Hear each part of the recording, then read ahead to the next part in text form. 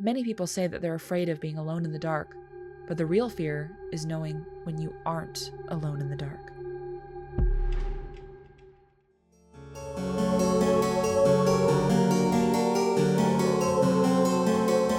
What's going on, guys? It's your BFF Snowy Oreo 663 here, right now. And for day 15 of the Scare-A-Thon, we have a film that I am honestly terrified to talk about.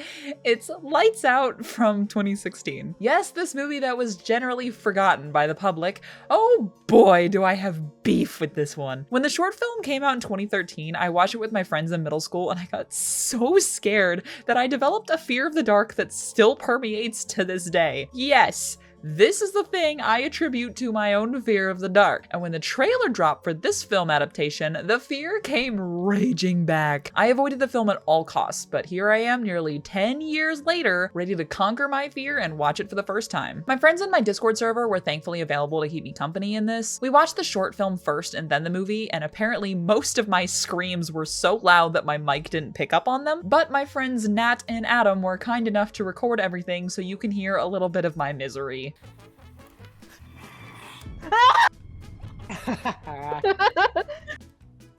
This was just the trailer for the movie, right? It was just this opening scene. I think so. Yep, I don't know. Fuck me! Haven't seen it in so long, so. We're starting with the fucking thing that scared me! No! Esther?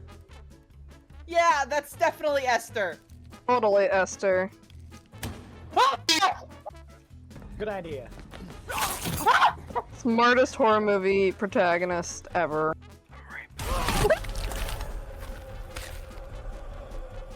I'm gonna kill myself now. I'm gonna kill myself now. Might as well hop into the movie now. I'll start with a brief synopsis, go into my thoughts, and then dive into spoiler territory with a full summary. Ready? Let's go. Rebecca is a not like the other girls kind of chick, living in an edgy apartment while having a relationship but not really together thing with this guy named Brett. She gets a call to pick up her little brother Martin from school one day, him having fallen asleep in class for the third time and their mother not answering the phone. Their mother had a history of mental health problems, and it's getting worse after the mysterious death of her husband, the sibling's stepfather. Rebecca plans to take custody of Martin when she sees how frantic her mother is, but that night, a figure in the darkness makes itself known to the siblings, demanding they keep their distance. Oh shit. Snowy. Oh my god.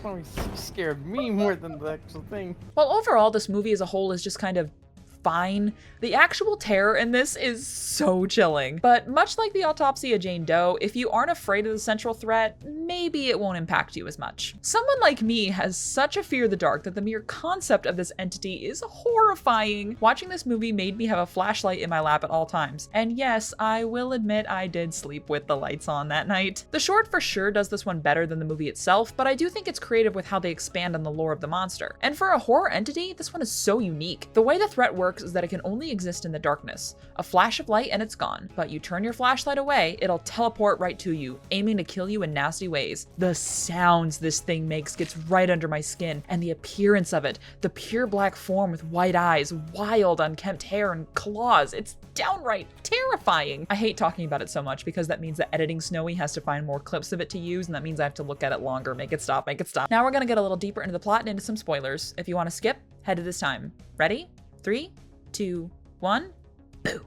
After learning that the entity's name is Diana, and that Rebecca actually remembers this thing from her childhood, she takes Martin back to her mom's house to do some research. She finds some files from the mental hospital her mother was at when she was younger, reading that Diana was a child with an extreme allergic reaction to the light. She was found locked in her father's basement after he, removed himself from the census with a note that says Diana was in his head. Diana apparently was friends with Rebecca's mother at the hospital, but was killed when she was essentially vaporized by an experimental ray of light meant to cure her. Rebecca interrogates her mother, learning that she's aware of Diana's existence in the home and that she killed her husband. She says that Diana is extremely overprotective of her, and she wants to make sure that no one else gets in the way of their friendship. Rebecca wants to take Martin back to her place, but he refuses, saying that they can't leave their mom alone like this. The squad goes dumb, staying in the home with scattered flashlights and candles. Brett is put on the couch couch. Yeah, I forgot he was in this movie too. And the siblings share a room upstairs. Their mother gives a subtle sign that she needs help, and all hell breaks loose when the power goes out that night. Rebecca stupidly leaves her brother alone while heading to the basement, and predictably, everyone gets attacked by Diana. Brett is an absolute genius though, using his phone light to keep her away and later hitting the alarm button on his car to trigger the lights. He fucks off to go get help, while the siblings end up locked in the basement together. Rebecca finds a blacklight, seeing hidden messages on the wall left by Diana. She gets jump scared by her, revealing that the blacklight doesn't hurt her, but it does show her true form and forces her to be visible. Brett returns with the cops and they predictably get killed, but the siblings are able to escape the basement. Rebecca forces Martin to leave, him begging her to help their mom. Rebecca gets a few hits on Diana with a combo of the blacklight and the flashlight, but she's no match for this freaky fucking abomination.